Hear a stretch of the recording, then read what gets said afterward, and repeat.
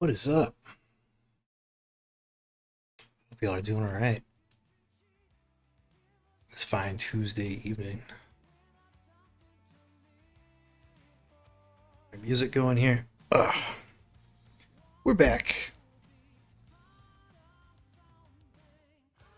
We get back to work on our Talarn Desert Raiders tanks. Last time we did a bunch of decals. Looks really nice. So, got our camo looking great. We got our decals looking great. They're all varnished in. Looking just about as good as you can make them look. So today we're going to get into weathering. I think I have to paint maybe a couple of little things before we get into that. I talked about this a little bit last time, but anytime you do weathering on these vehicles and stuff, like they've been painted, usually that paint is pretty rough. But anything that you can imagine would be a, like, air quotes, painted surface on this if it were real, right? So if this was like a real tank in the real world, what would be paint? What would not have paint on it? So like an example would be, the base layers of our camouflage, like this kind of squadron marking stuff. Those would be painted, but the tracks, those would be just metal, right? Like they might have a kind of a weathered patina on them, but they wouldn't have paint on them because they're just like steel links in the track. So there's a couple of little things that I do want to get some paint on. I think it might only be this melt-a-gun that's sticking out of this like little front couple of thing. Do like a little look-see, kind of work my way around the model just to make sure. So I want everything to kind of be weathered at the same time, like it's like layers, right? So the reason that we want to put on our decals before doing any weathering is we want our decals to be paint, right? Like that's what they are. They're painted onto the side of the vehicle. And if the paint is going to be dirty, distressed, chipped, scratched, whatever it might be, it's all going to happen at the same time because it's a painted surface, even if there's different layers of that paint. And when you're doing this yourself, you can play with that a little bit, right? So you might have tanks that have been in the field for a really long time, and they needed to like establish or refurbish those unit markings. So they might have like a stencil, or they might have to do it by hand or something. So if you have like a big number 5 on your tank, whatever it might be, and the story you want to tell is that that tank has been out in the field for a while. It's got like field modifications. It's been weathered. It's been like, it's had maintenance done on it in the field. Maybe one of those things is that number being repainted multiple times. You have like different layers of dirty, distressed, or chipped paint. But this isn't going to be a showpiece. We're not spending months on this time.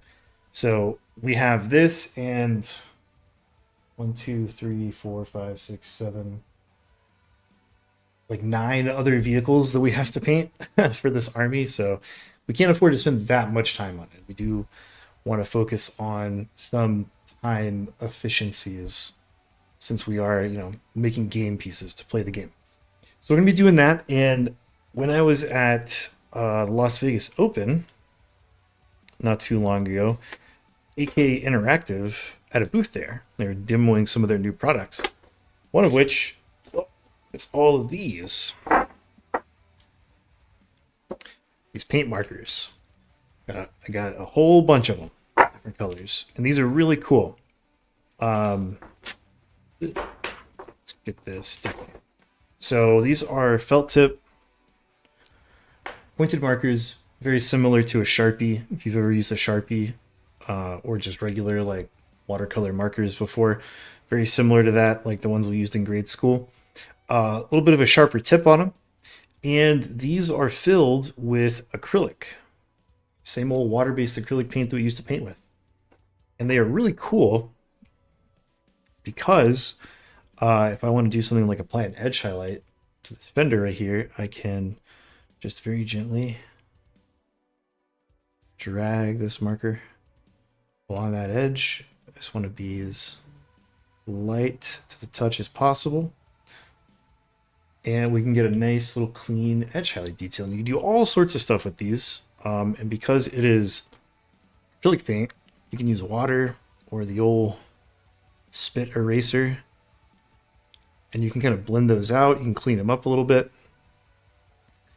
You can use a paintbrush or whatever with some water in it to get nice little clean edge details. Or, you know, we're working with a tank with lots and lots of rivets. Everybody who plays Warhammer knows how much they like their rivets, and being able to just very gently go in and touch those rivets with the tip of this and just pick those out easy peasy makes doing that detail work so much easier. Okay.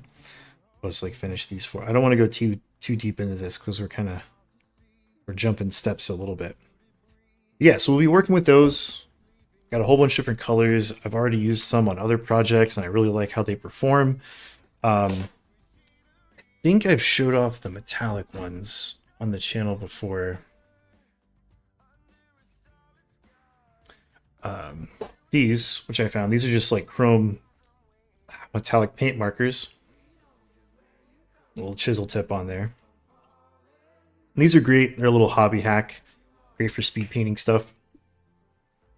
Problem with these, though, is it's really easy to bleed too much paint out. And the paint can just like flow out of these and, you know, flow across the surface of your model, kind of dribble out. So you have to be like extra super duper careful, and it's takes some getting used to, right? It's still kind of a speed hack, especially for little things like doing like shoulder pad trim on a Space Marine. They're great for that. You just have to make sure, like, don't press into this. Like, you gotta like basically just let the surface tension of the liquid transfer from the tip to the surface. It'll work great. So you have a little bit more wiggle room with these, with the felt tips. They're not going to flow as much paint out. I'll say from experience that they do flow a bit more than a Sharpie, because you're trying to like kind of paint a surface or do different effects with these, and that's what they're made for. They're supposed to do that. Whereas a Sharpie is, for lack of a better term, it's a little drier of a tip on those because it's like a writing instrument. You're supposed to press a little bit more, so they don't flow as much as these pens, but they're still really cool. You can even paint surfaces with them. And they have great stick. So I was working on this Falcon tank earlier today, and I wanted to do something different with the canopies on the Wave Serpent that I painted last year for Champions Cup. I just sprayed the outside of the glass and did like a kind of like a metallic gem effect, and then I had to paint these little I don't know, window frame spars. I had to paint those by hand. So I wanted to do something a little different and keep the nice glossy glass finish on these. So I actually sprayed the gem effect on the inside and left this bare plastic. And then for the frame, I used one of these markers, and it stuck pretty great. There was a little bit of bleed in a few areas, but I was able to take like a soft sculpting instrument and like scrape that paint off of the plastic. And it did take a couple of passes because it's a little thin in a few places, but it worked great. Really like how that turned out. And I also used the markers on some of the paint weathering on the front here. So you can see we've got that kind of multiple levels of layering where we've got like some rusty chipping, some paint distress, and then like down to kind of a gray bare metal material. Really easy to work with. So yeah, we'll get more into that, but first we need to do a little bit of work to get ready for those. Do a little bit of painting.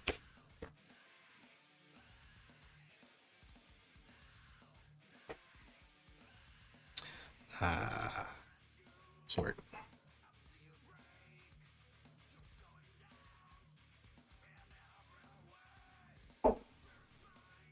I guess technically even using the markers is still painting because it's paint.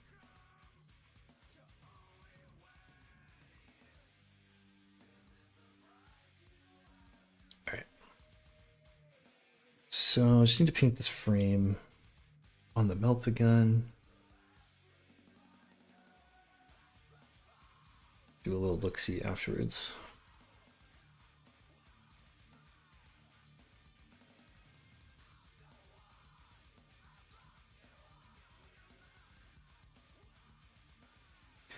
A lot of times in the real world, like if we were going to talk about Second World War tanks, these hole-mounted weapons usually just be like painted all at the same time, like the exact same colors, the hull.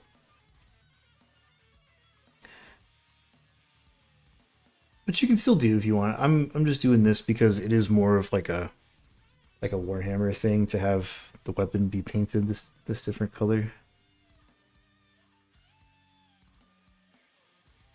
You know, and we'll do the sort of bronzy brass barrels that Meltas have too.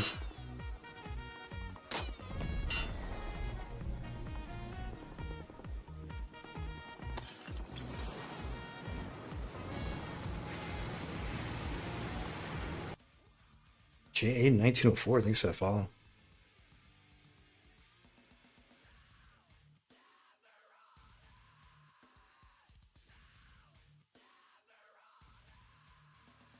Not a fan of this song.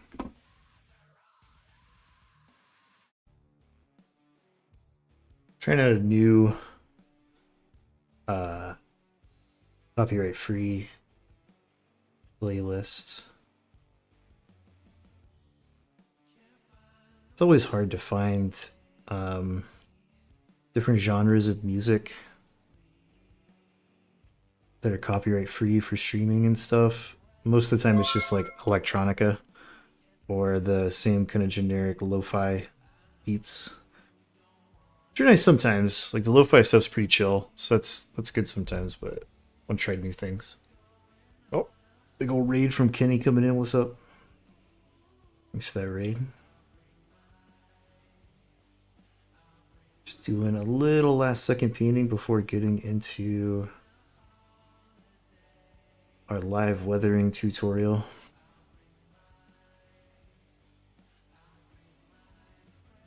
Yeah. Basically, like 99% of all of the no copyright stuff is just like dubstep.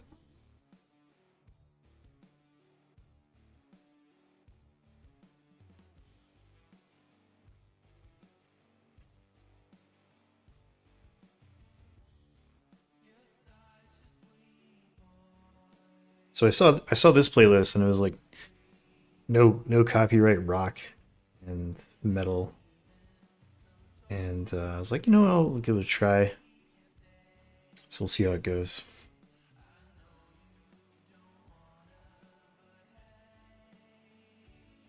Oh, Riley, what's up, dude?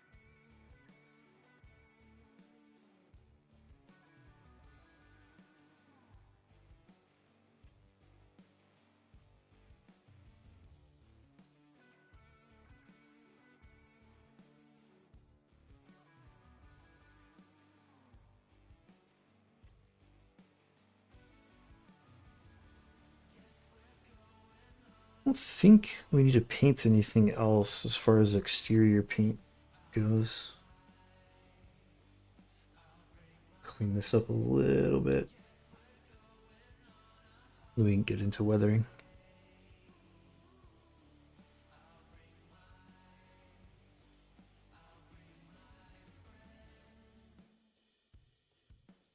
All right, cool.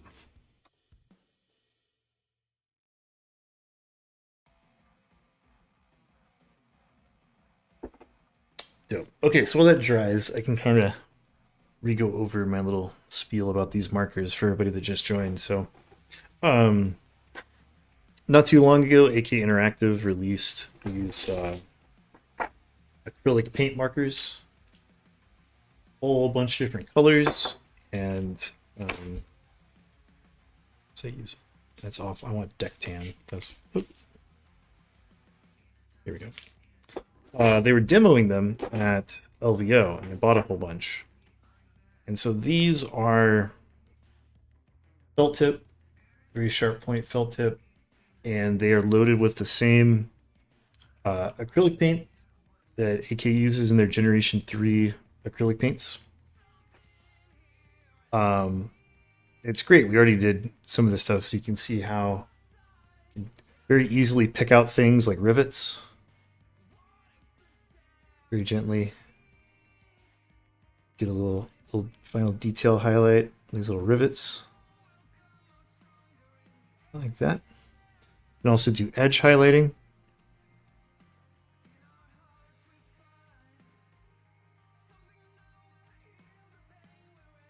Just like that.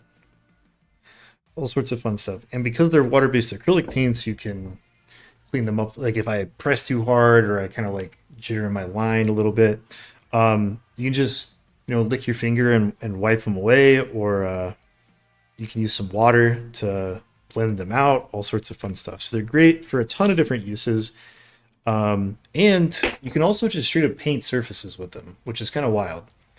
I was showing a buddy of mine this earlier, and so I got this little kind of test marine, and I painted his sword with their what is kind of this off-white, this RLM 76. It took me like literally 10 seconds, where you just like let's just do yellow. So you still have to have a pretty light touch because you will have some drag to it.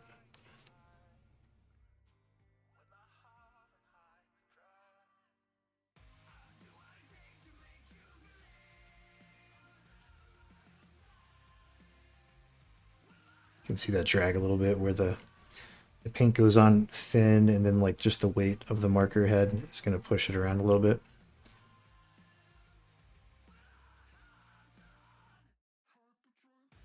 And then I'll just use my my airbrush to kind of speed dry this.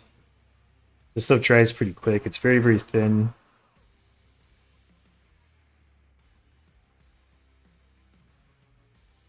And we can see there's a few little small places where it's a little thin on the paint. So you just let that dry out. It only takes a little bit. And you can just go over it again, because you're not going to tear up the paint, not going to really reactivate it. Just got to be careful with your touch pressure so you're not dragging that paint.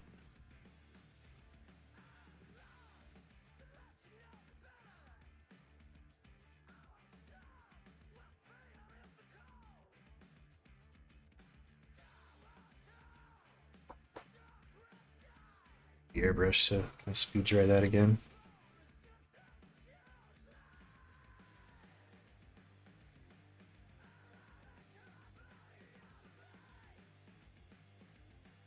Yeah. For quick and dirty, painting yellow that easy, pretty cool. Like I did it with white earlier today. Like white is one of the hardest colors to paint, especially if you're doing stuff where you want that paint to be really thin so your coat is super smooth. Trying to do like again, like shoulder pad trim on Space Marines, right? What if you're trying to do white shoulder pad trim? Painting white is hard enough, but then when you're trying to do little details and the paint is so thin, like you're having to do like a billion passes or whatever. But with these markers, you can just like zip zap zap like all over there. Might take a couple of passes, but it's mega easy to use and it dries fast. So it's like applications like that, I think, is what make these super super cool. Now, are you going to be doing mega artistic crazy stuff with these? Like maybe, maybe not, but I think for time efficiency, a lot of people that hang out on stream and try to get the hobby hacks, like they're like me and like Kenny, where we're tournament players, or we just like playing Warhammer. That's why we collect models. That's why we paint. So having a marker like, oh man, I got to do like some yellow trim, and just like having that marker to be able to bang that out really fast, nice and clean.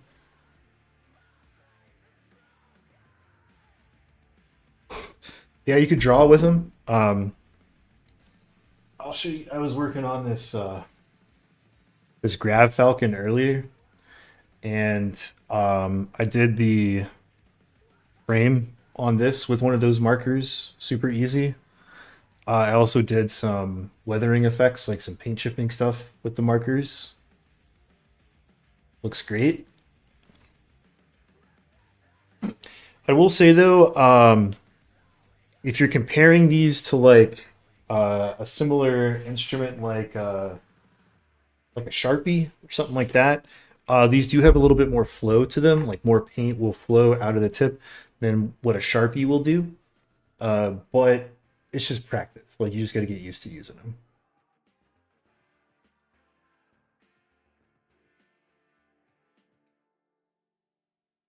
Yeah, I mean, like the easiest way to paint yellow is just to airbrush it, right? Like that's the pinnacle. Like nothing is easier than that. Just like spray it. But for detail work like that, or like for my ultramarines, I like to give them either red or just like bold yellow power fists and chain swords, kind of like the older editions when I was a kid. For like little components, something like this is great. It's like fantastic. As far as like drawing with them, it'd probably take a little bit of practice. You can see like the oh, let me go okay. So the felt tip does have a little bit of flex to it, so the lines are a little bit heavier. So you'd really have to like just barely like touch the model. This isn't a super comfortable drawing position. I don't know that freehanding stuff with them is all that great. I haven't tried it too much yet. But when we get into doing our weathering steps, we'll show them off more. Need a piece of foam.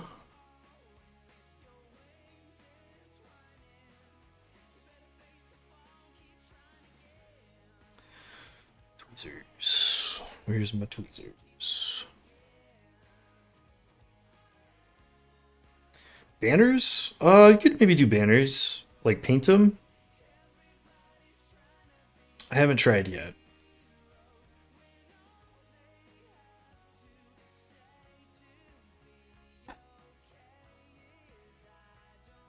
I gotta get some paint chipping done.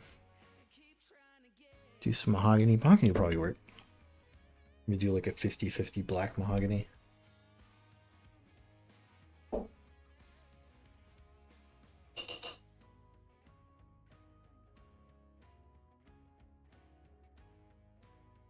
Need to make a paint order near future. A lot of my stuff is running out.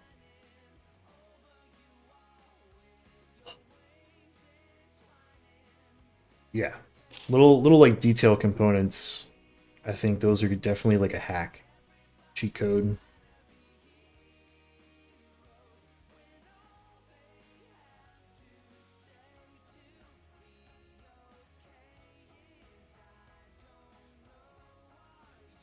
I'm just gonna use my sponge here, and we're just using this to very lightly dab onto the model. It's going to create the basis for our paint chipping. And I'm going to focus like high friction areas. I don't want to go like too ham. It's not the story that I'm trying to tell with these tanks, but you're painting your models at home. You can go as hard or as light on the chipping as you want. How much weathering you do is entirely up to what your taste is or the story you're trying to tell.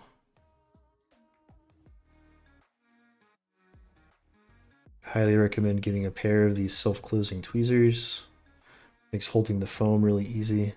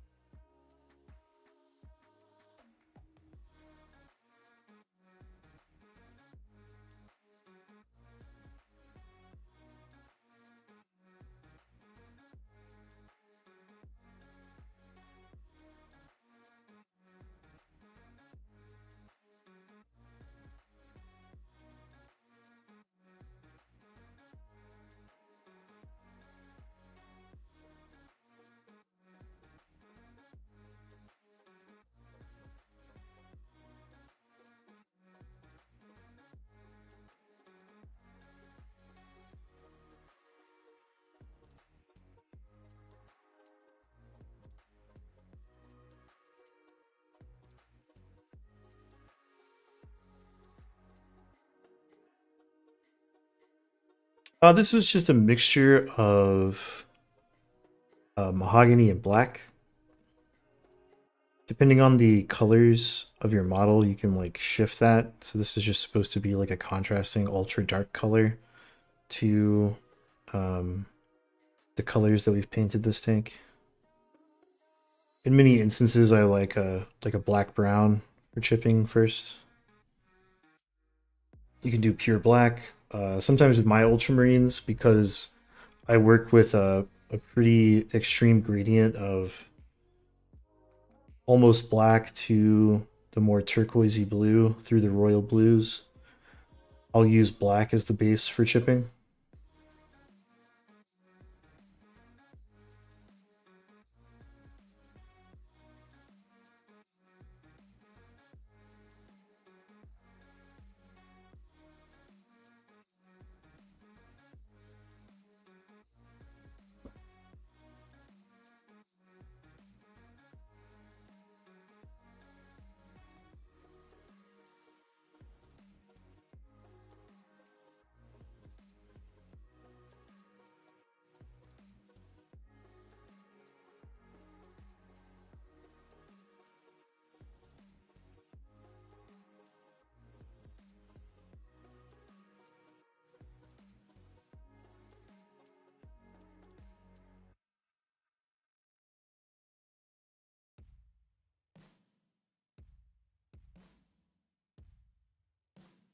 You can also use just mahogany by itself. It's a pretty good color for a lot of applications.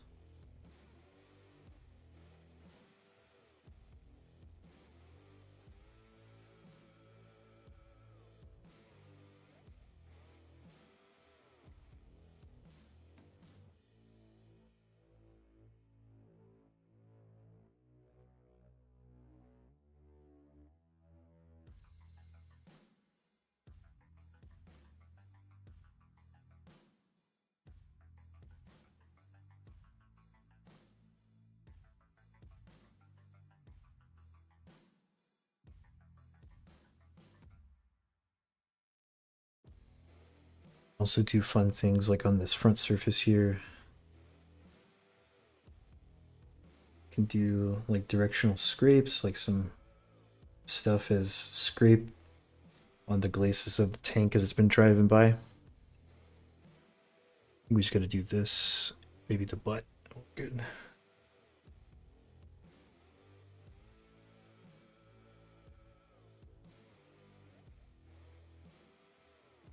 Yeah, you can either like hand draw all your chipping, or you can kind of speed up the process with sponge like I'm doing now. Helps do it fast while also maintaining that like randomness.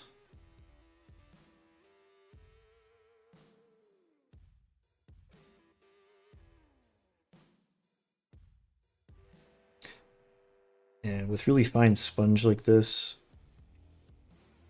helps your little like paint distresses and little paint chippies stay within scale. You know, because you have to kind of like always keep that in mind whenever you're doing techniques like this. Like scale is really important. So if you have some big fat like massive scratch or gouge or paint chip or something, like you have to remember that this vehicle is like enough for a crew of like anywhere between like 3 and 5 people on the inside.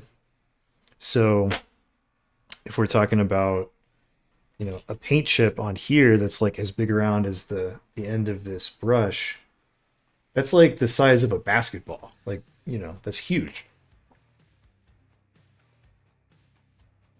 Doesn't always translate. So you got to make sure that you're, even if you're like hand drawing your chips or whatever, like you got to keep things within scale.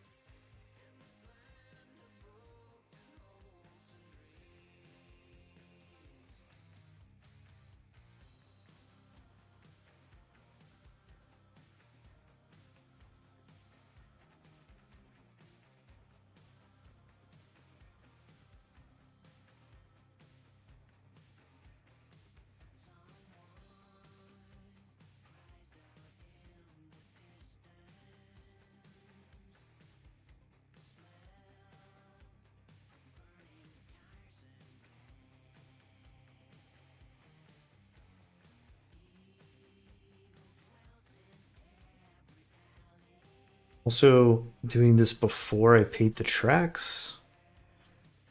Like we talked about earlier, the tracks are gonna be like steel. Um, so we don't want these chipping details to be on that steel. Just wouldn't make sense.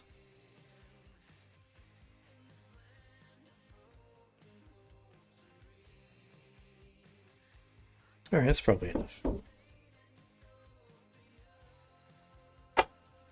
Okay, so the next thing I want to do is grab a little detail brush. Some of these areas do need a little bit of help before we get into the markers. For example, I want to create some directional scrapies for some of these areas like this.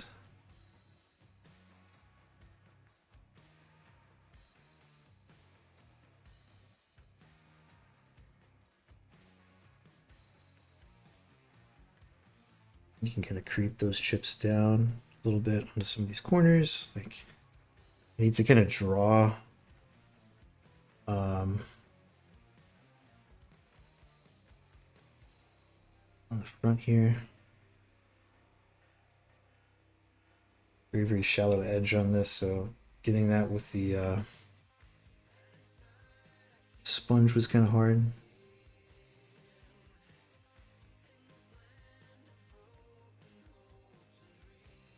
Then I want to get a little bit kind of along this line.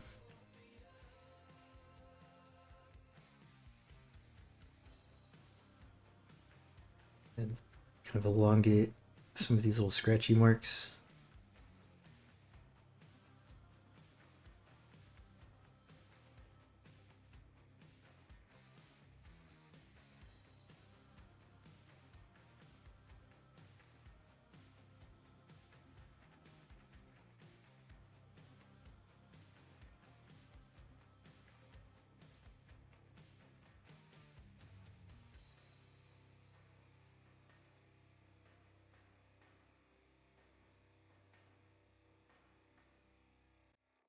Starting to look pretty cool. So for extra super duper fast chipping, what you could do after this is what I've done many times. You take that same piece of sponge, kind of dry it off, get that paint out of there, and then you just grab like a bare metal or like a mid-tone gray, maybe something like warm gray to represent a metal, and just very lightly go over all the same areas with that sponge, just like with a little bit less paint, a little bit less pressure, and that's going to create that sort of like three-dimensional look for those chips, make it look like it's down through the paint into the bare metal. With this one, we're going to take a little bit more time, and I'm going to use these markers and probably some brushwork at the very end just to make them look a little bit nicer because we're taking our time. So the next thing I want to do is kind of a rusty color.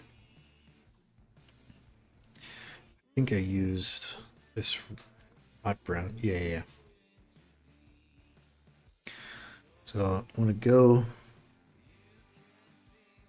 over some of these areas and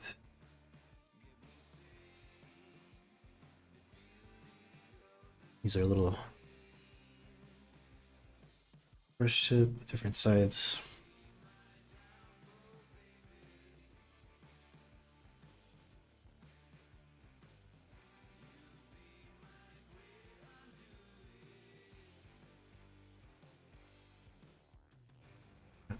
It's a little bit much. Write that down. Little spit eraser.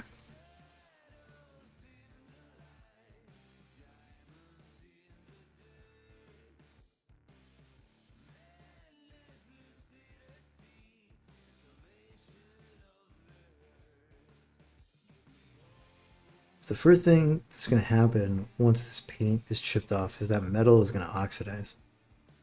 So you're going to get like a rusty patina. That's why we do like the 3 steps. So we have like the 2-step method and the 3-step. And so this is kind of our like 2.5, 3-step method. You can also watch videos on like how to properly do paint chipping if you really want to go for the like scale model approach, which would mean you need to have like paint distress colors, because typically when paint is distressed with scratches or friction, it's going to have kind of like a pasteling effect. You know, if you have a red car and you scrape part of the fender, you're going to have either just distressed paint, which is going to look pinkish in color, or that scratch is. Or if that scratch goes all the way to the metal, you're going to have kind of a border of the distressed color, and then in the middle of that, you're going to have the metallic.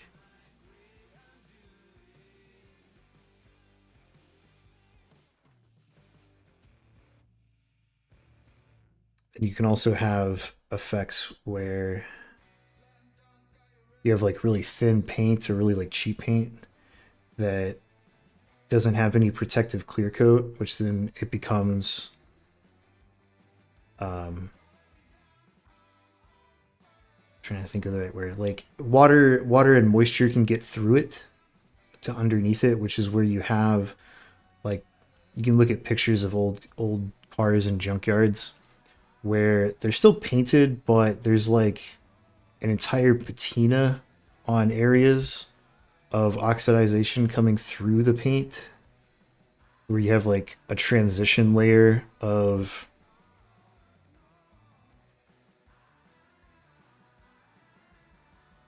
bare paint down to the rust.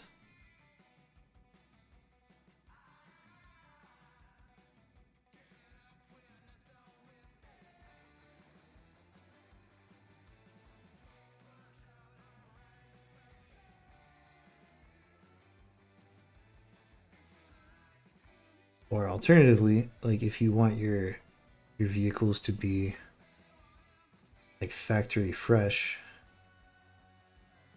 you don't even have to do this. Like you don't even have to do paint chipping. You just use these markers for doing all of your edge details.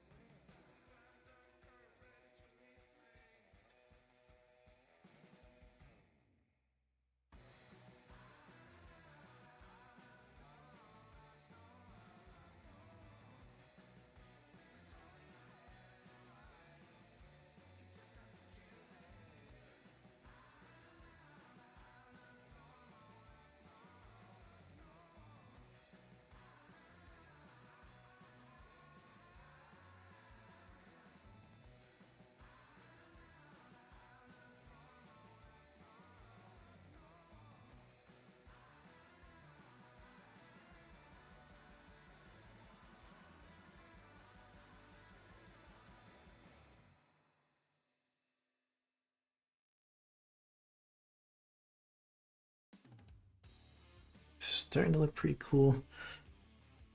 Some of these darker areas I'm trying to like, I remember where I did the paint chipping because the mahogany brown is fading out a little bit.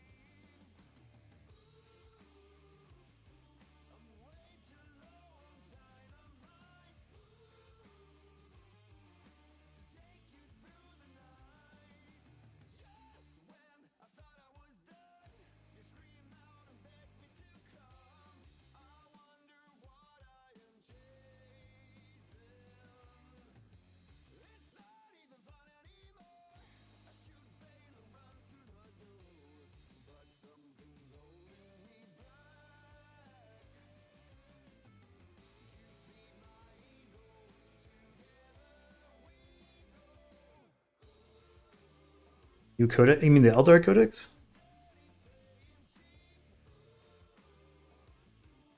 Or the guard codex?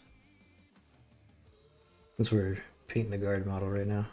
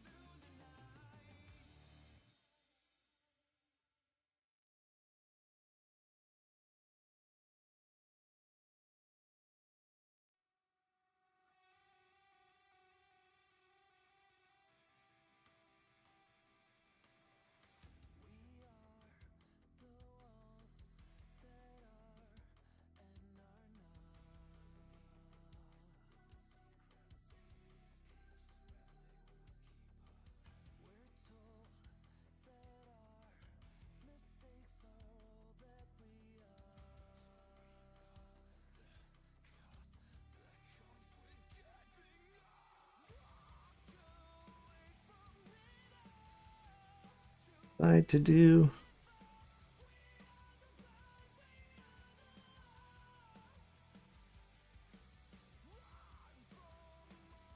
I gotta do the front.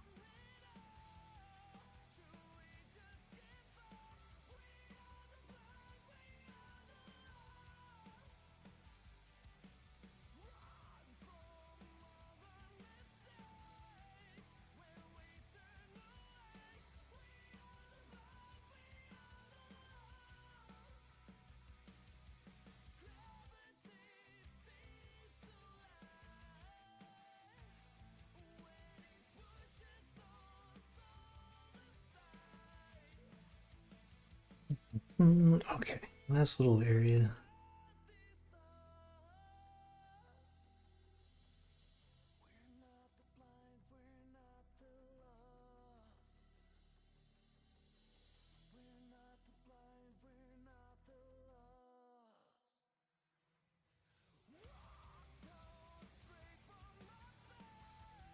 Too fat on that one.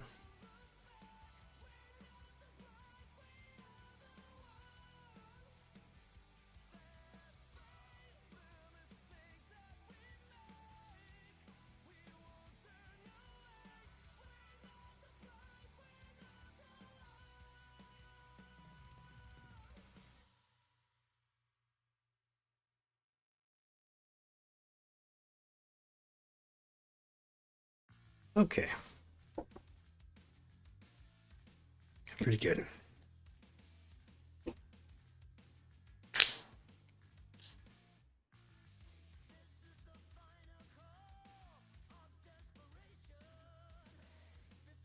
Now, they also make metallic versions of these markers, which is what I really wanted. But by the time I got there, they had already sold out of them. But they do make metallic versions of these too. So, for some of the things we were talking about, like the weapons, like chain swords and all that, and like the shoulder pad trim and cables and all that kind of stuff, that would just be a lot easier to paint with one of these markers. They do make metallic versions.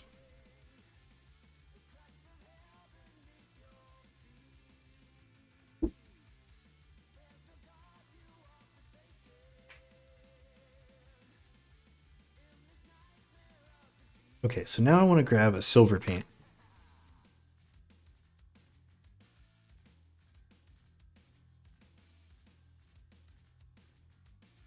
And for some of these, I want to go in with our little detail brush here.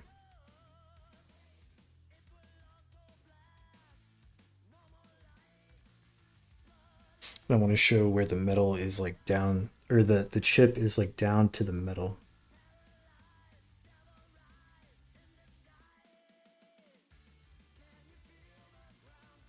So we've got some areas that are like old chips that have already oxidized, and we've got some areas that are like fresh chips. I'm kind of thinking that like on the front of the tank is where our like fresh bare metal is going to be. Some of these like high friction points.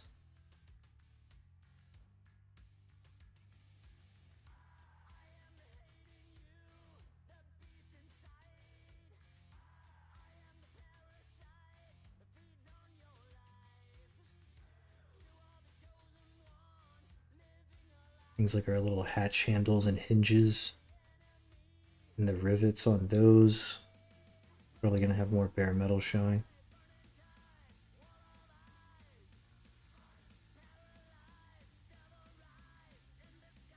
So we saved a ton of time using the markers.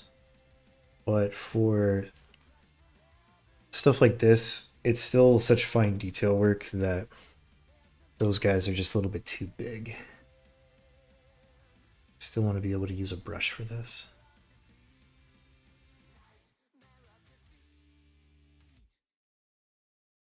And I'm using a shiny silver because I still haven't done any weathering washes on this guy. And if I used like a darker steel or a more weathered colored metal, that could just get lost in the weathering washes and such. So I want to go shiny and then dull it back down. So for things like the tracks and stuff, we can use a darker metal.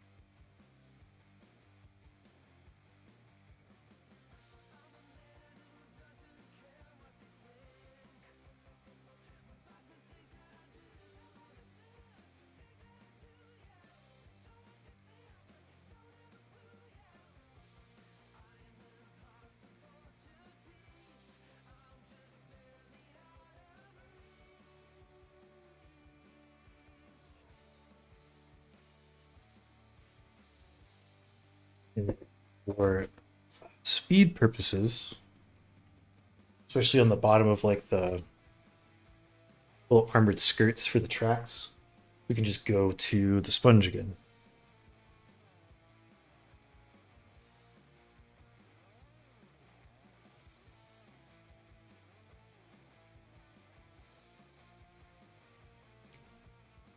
It's a little bit much. Let it ride for right now. With like this drive wheel.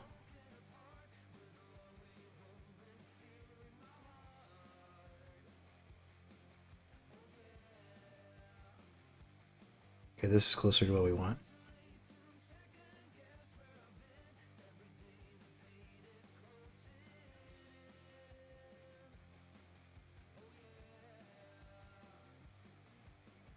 So now we've got a lot of those fresh little chippies.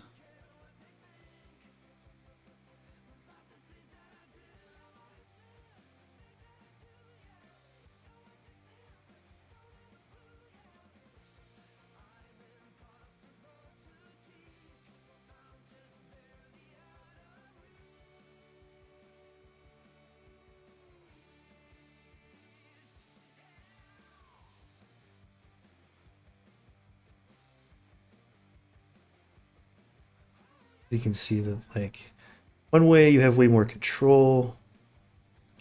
You have ways to pick out detail a little bit easier, whereas this is just sort of the broad strokes version. Definitely faster, but not as much control.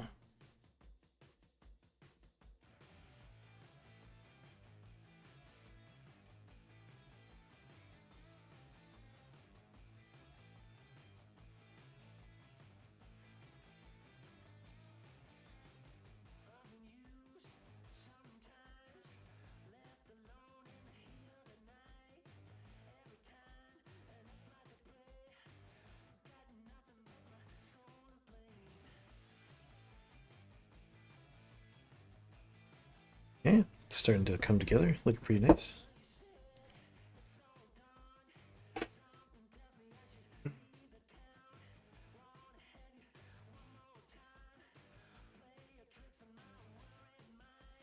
Okay, next thing I want to do is snag some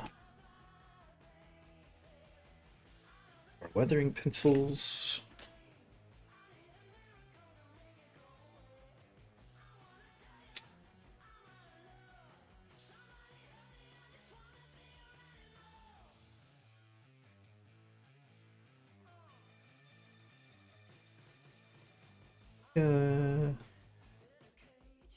Yeah, those will work. Actually, no. I do want to use a marker because we need to be bright. Okay. Sharpen our pencil a little bit here.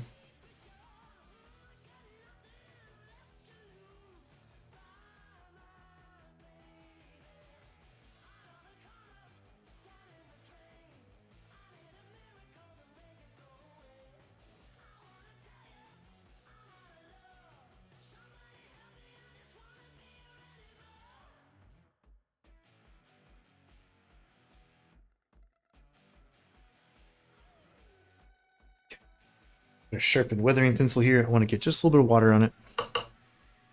Just gonna let that. Just gonna let it sit for a second. You know, wood is porous. And then I want to gently dab that off on a paper towel. So here is a really easy way to create some rime and weathering and details like these cracks and crevices. It's not the most realistic look, but again, like Warhammer realism isn't everything. Sometimes cool factor is where we're at, and also time efficiency. So doing stuff like this for like rusty grand buildup, you can use this color. I think it's just a nice high contrast color that kind of gets the point across as like a rustiness vibe. Or you can go through a bunch of different ones of grays and browns and blacks to get that patina built up however you want.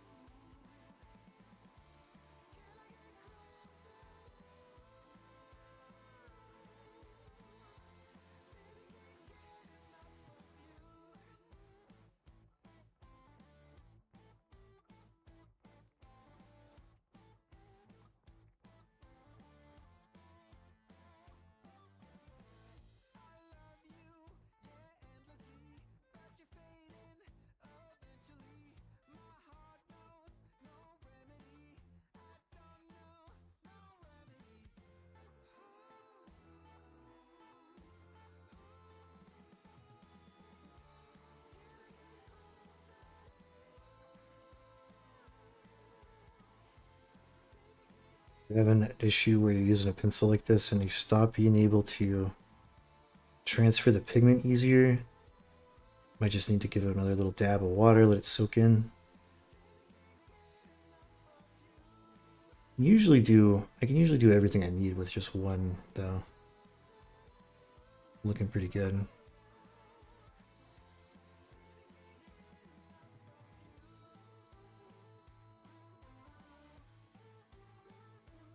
If this seems a little bright to you, that's okay. And like I was saying, we want to go bright and then knock it back down. So when I'm done with this step, I hit the vehicle in a light varnish coat, because this powder pigment will rub off with a lot of handling. And I still have to paint the tracks and some other stuff, so we'll be handling the model a lot. I don't want it to rub off.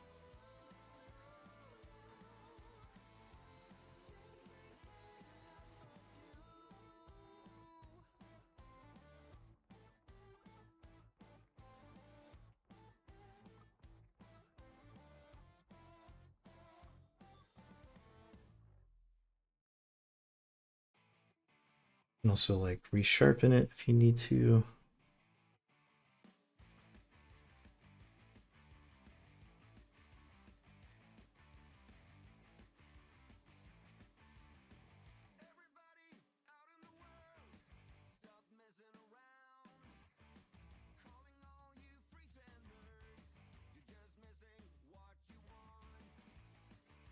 Nice. Adding more details, adding more detail. But we're not struggling with any of this, right? Like, haven't had to do a single edge highlight, haven't had to struggle with our little detail brush. It's all just easy peasy little hacks.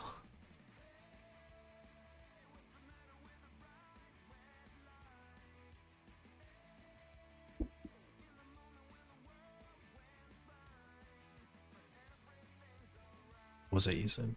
Off-white. Now I want deck tan. Okay. Now is when I'm going to go in, and we're going to hit everything else.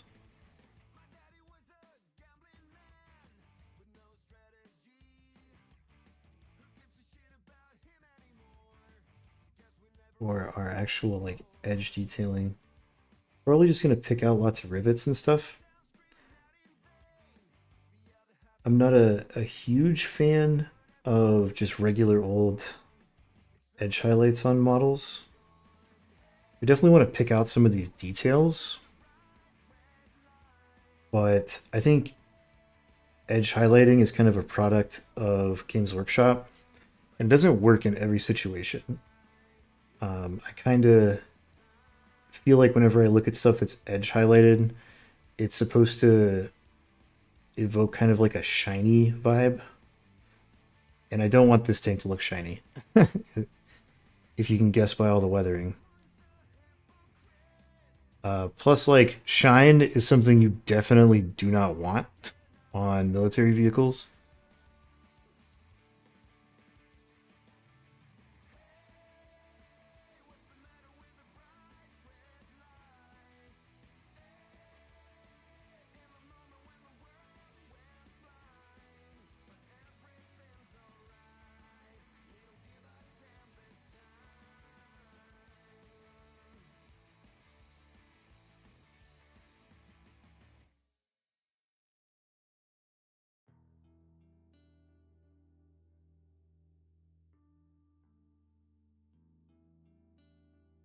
You want to edge highlight. This is a good tool for it. Like, these things are pretty cool. And I wish I could have had some. There's another product that AK is about to launch, and their rep said that their plan is to launch them at Adepticon this year. So that's in March. And those are called play markers. So these are real color markers. That's their product name. And the ones they're launching at Adepticon are called play markers. And the cool thing about those is similar type of paint, different like ratio consistency on the inside, and these have a harder, less flexible felt tip. The play markers are going to have a flexible brush tip on them. And I got to play with those at LVO, and I've been kind of keeping tabs on them ever since they debuted them last year. And those are really cool because it's sort of like pitching you the idea of speed painting the way that Games Workshop has contrast paints, the way that Army Painter has speed paints. Kind of the same vibe, but it's with full-bodied acrylic paints that are at that like perfect ratio of medium to paint to thinner that just comes out as a perfect coat. And it has a flexible brush tip, so it allows you to paint flat surfaces a lot easier. You have that control the way you do with a paintbrush, but you never have to worry about getting out paint, thinning it, mixing it, none of that shit. It's just like in the marker, ready to go, and it is a game changer. Like, I wanted so bad to get my hands on them. I was like, can I borrow some, do some promo stuff? And they're like, no, we're not giving them to anybody. So hopefully at Adepticon, I can buy a whole bunch of them and bring them back. But they look super cool because, like, you know me, I've talked about it before. I think contrast paints are fucking terrible looking. They don't look good as a finished product. So I like the play markers because it's like it gives you the um like speed paint ability, like the speed paint vibe of like I'm just gonna like slap a coat down on this really fast, and you don't have to worry about a whole bunch of different factors that you normally do when painting. But when you're done, it's like a well crafted coat of paint on there rather than like the splotchy bullshit of contrast paint.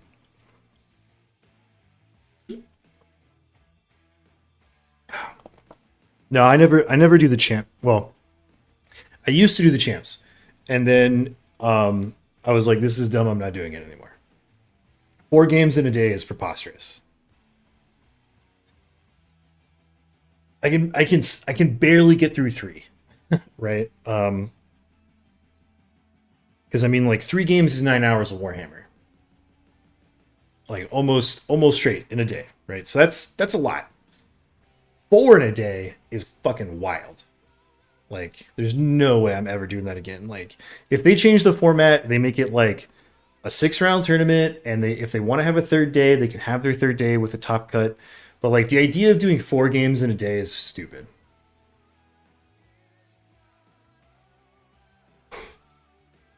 Basilix, yeah, we were using a weathering pencil. So to create that kind of like rusty patina in those crevices, using this pencil right here. And all these are is just it's the same pigments that we paint with, but it's dry and compressed into a pencil.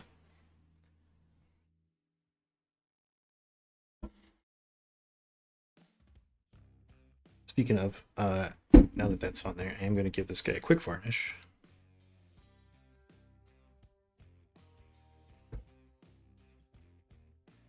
It's like I was saying, the more you handle it after that dry pigment is applied, the more chances it has to rub off the model. I just want to do a quick varnish. Very, very light. Don't need too much. And that's just going to help seal that in there. Kind of glue it down onto the model, so to speak. And then it'll also help when we're doing our weathering washes here in a little while. Those don't interact with the pigment or lift it up or anything. And then just, doing multiple light coats of varnish on your model as you're going through the painting process creates a really strong protective layer, helps protect that beautiful paint job that you're doing on your miniatures, helps protect that paint from the oils in your skin, from any ultraviolet light, from being outside or anything like that. Paint chipping, because we want to paint our paint chipping. We want it to be fake. We don't want real paint chipping on our models.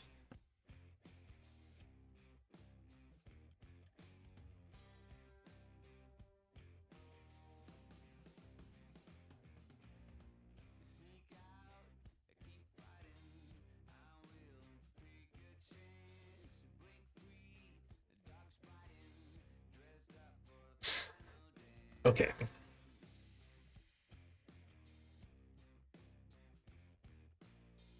That dry for a minute. What color was I using? Is it this? It's blue RAL.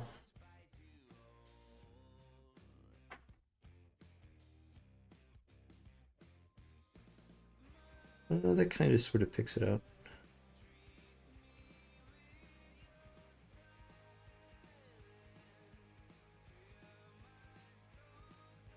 I kind of need like an in-between of this and this Russian cockpit turquoise.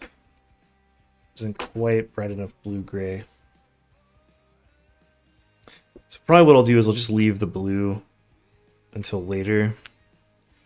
So it's not bright enough now, but if we put the weathering washes on and then do the rivets with this, it'll pick them out because it'll then be brighter.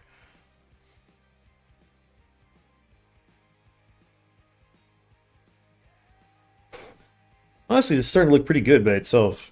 may not even like if you're just focused on time. Like this is a pretty close to finished tank. Like we still got to do some detail stuff like the tracks, and we got to do these metallic barrels on the gun. But I mean, if you just didn't want to do any more weathering at this point, it's great. Looks fine.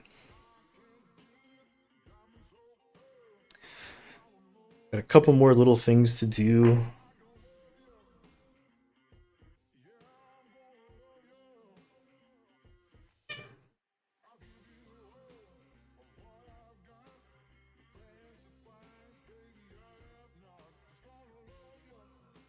Pick those out.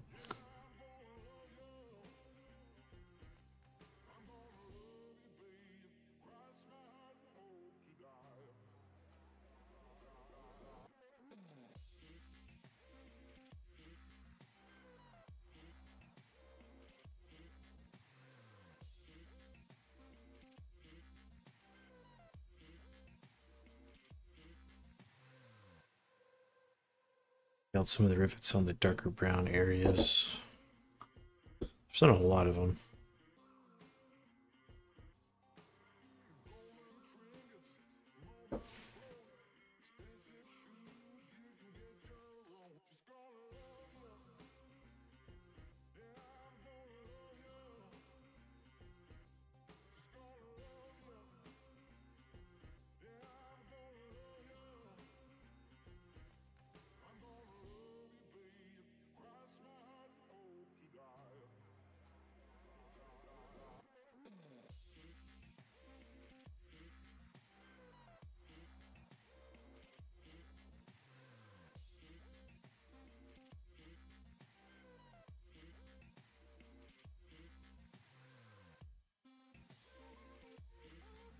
Good.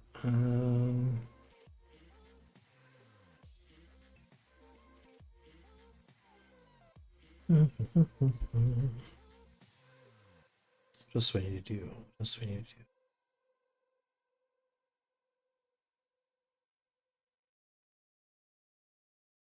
I wonder how this will look.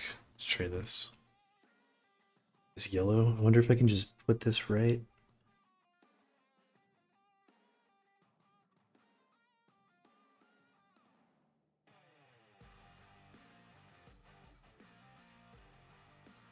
There's some headlight action. Pretty clean. Like how that looks.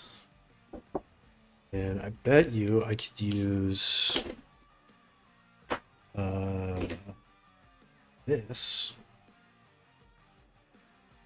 for the view glass.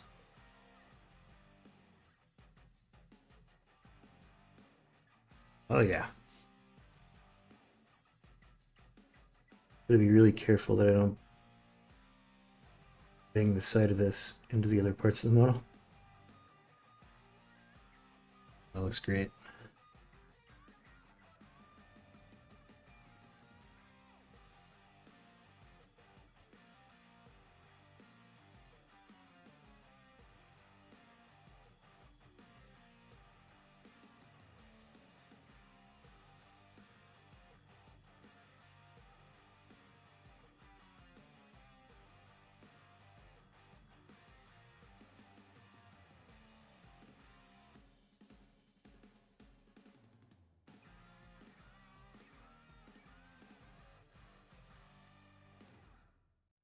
This would be a good reason to paint this in a subassembly. We're getting there. I feel like if these were just tiny amounts skinnier, it'd be perfect.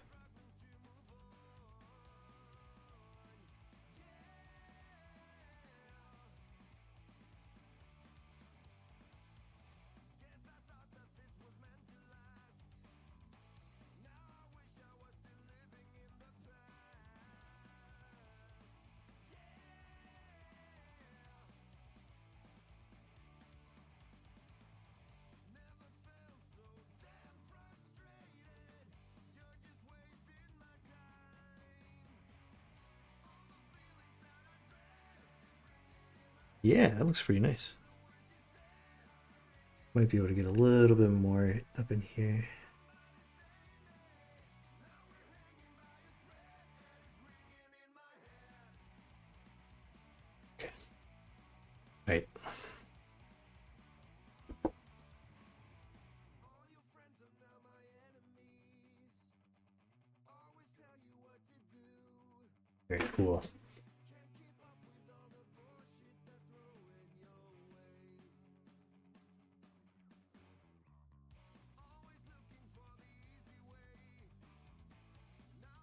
And I really wish I had the Alec version of these because it'd be great for doing stuff like this where you just draw it on there. That'd be perfect.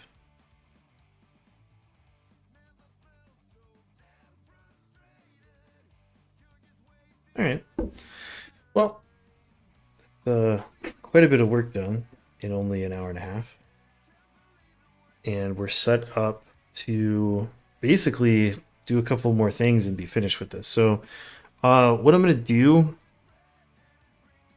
is since we won't be back this Friday, I got a tournament to go to here locally. So I'll be gone this weekend.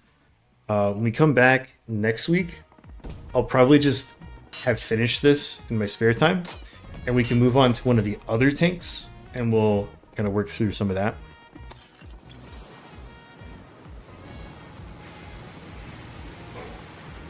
Safety dude, thanks for that follow. Um, we've got this really cool guy. So this is one of our hellhounds. Obviously, it's got the flamethrower turret.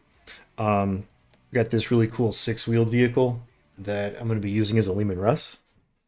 And so this also presents us some fun opportunities like working with rubber on the tires.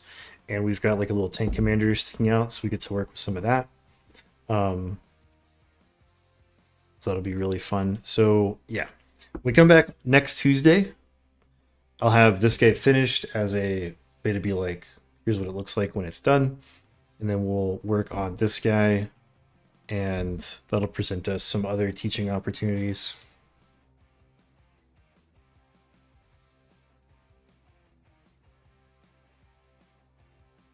Darth Rosie, thank you. Yeah, it's pretty cool. I tried something different.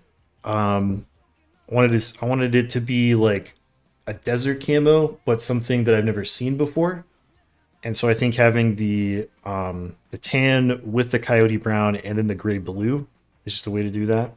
So I think on the table, all these tanks together is going to look really neat. And also we're using some non-standard models with a custom paint job in conjunction with real GW stuff. So we've got like these two, which are very cool looking. And then one of the new data sheets in the Guard Codex is the Rogel Dorn tank commander. And so I followed what's his name? Pete the Wargamer as a YouTube video on how to convert a Rogel Dorn into like a tank hunter. And so I just followed the steps and kind of did the same thing. And so lots of fun to be had on this guy as well. Really looking forward to painting this dude.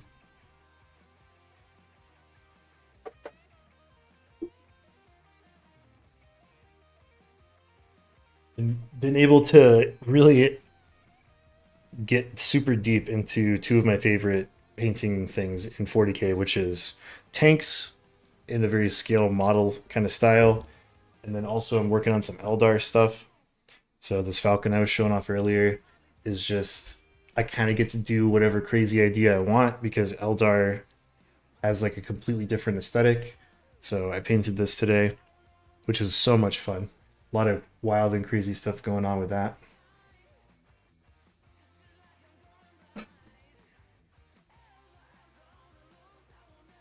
What am I bringing to Adepticon? I honestly, man, I don't know if I will take a 40K army to Adepticon. I might. It kind of depends. If I can do a 40K army that'll fit in my travel case, I have like a smaller Table War travel case. Maybe Eldar, maybe I can fit them in there. I might bring that just for like a pickup game or something. But I'm not even playing in a 40K event at Adepticon. I mostly go these days as like because it's a trade show and it's a great hangout and we run the doubles, so I'm like kind of working.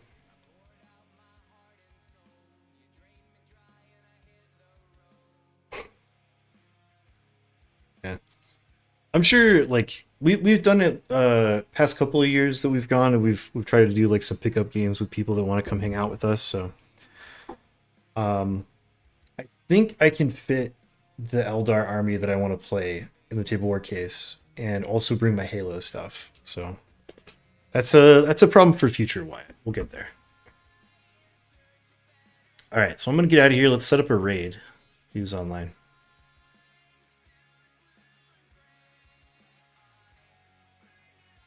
Let's see. The Dork Depot. Love this name. Let's raid them. I've never seen them before. Let's go check them out. All right, so make sure to opt into this raid, all that good stuff. Like I said, I won't be here this weekend because I have a GT I'm going to up in LA. Waldo's, thanks for that sub. So be sure to opt into this raid. Go ahead and start that up, and see you guys next week.